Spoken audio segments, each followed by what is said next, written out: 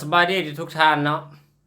พอดีว่าข้าพเจ้าเห็นรายได้ใน Facebook ของข้าพเจ้าเนี่ยมันขึ้นเนาะอันนี้จะเป็น Facebook โตแบบเล่าๆเลยเนาะส่วนตัวอื่นหันข่อยเปิดรายได้ปกติเนาะเพราะว่าใส่แอดมินตามประเทศเลยเนี่ยเนาะแฟนเพจของข่อยเนาะแล้วจะเข้าไปเบิ่งที่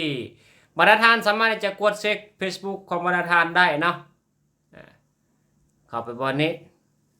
นี่หลังจากนั้นก็อาจจะเลื่อนมาทางนี้ก็ได้หรือลงรูปก็ได้เนาะนี่ปึ๊บการสร้างรายได้เนาะตัวนี้มันไม้แดงไม้แดงเนี่ยน่าจะจากสมาชิกนี่ค่อยบ่ได้เนาะนี่จากสมาชิกนี่บ่ได้โฆษณาในรีลหรือในสตรีมก็บ่ได้เนาะบ่ได้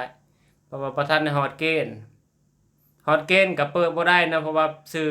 แฟนเพจเป็นภาษาลาวที่ค่อยได้นี่จากดาวนี่ปกติอยู่แล้วเนาะจากดาวแต่บ่เคยได้นโมดอกนี่นะและตัวล่าสุดที่จริงมันแต่ดนแล้วเนาะแฟนเพจของข้าพเจ้านี่เปิดรายได้จากโบนัสนี่ดนแล้วเนาะหามาเบิ่งนำกันนี่ถ้าว่าแฟนเพจผู้ใดที่ว่ามันให้เฮาสมัครโบนัสนี่ถือว่าดีเลยเนาะปัจจุบันนี่ฟังไทยนี่โอ้โหระบาดเนาะได้เงินดีค่อยเปิดรายได้นี่ตั้งแต่วันที่ภาวะส่วนหลายบ่ค่อยได้ไปเฮ็ดกับเพจตัวนี้เฮ็ดเพจอื่นเนาะที่แบบเป็นไทยไว้ง่ายซะคือค่อยสามารถที่จะสร้างรายได้ตั้งแต่มีนาคมเดือน3เนาะ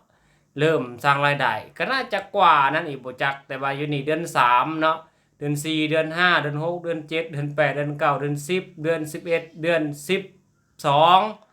อันนี้จะเป็นเดือน12นี่เช็คเบิ่งก่อนเดือน12นี่ค่อยหากับมาโฟดเนาะ ได้เท่าใดนี่โอ้โหโพสต์มีคนกดไลค์กดแชร์คอมเมนต์เฮาก็ได้เงินเนาะนี่ได้เงินนี่เห็นบ่โอ้มันก็เป็นตาโฟสต์อยู่แบบนี้เนาะอันนี้ยังเหลืออยู่4วันมันจะหยุดเนาะเพราะว่าครั้งหนึ่งนี่มันจะได้อยู่30วันเนาะ30วันมันหยุดมันจะต่อนี่มันมีการแจ้งแล้วเนี่ยว่าสิต่อในวันที่28มันจะต่อไปเรื่อยถ้าว่าเฮาบ่ผิดกฎเนาะโอ้โหหากเข้าไปเช็คนะว่าโดยทั่วไปแหละจะบ่ได้สนใจแฟนเพจตัวนี้ไปเฮ็ดตัวอื่นนี่โอ้โห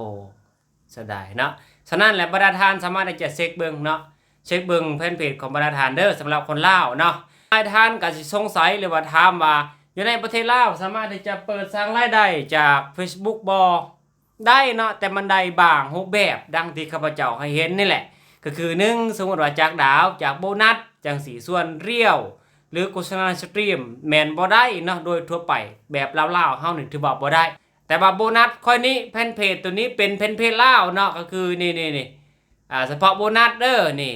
แผ่นเพจของอาจารย์ปอนสอนออกแบบตัดต่อวิดีโอ YouTube Facebook นี่เป็นแบบลาว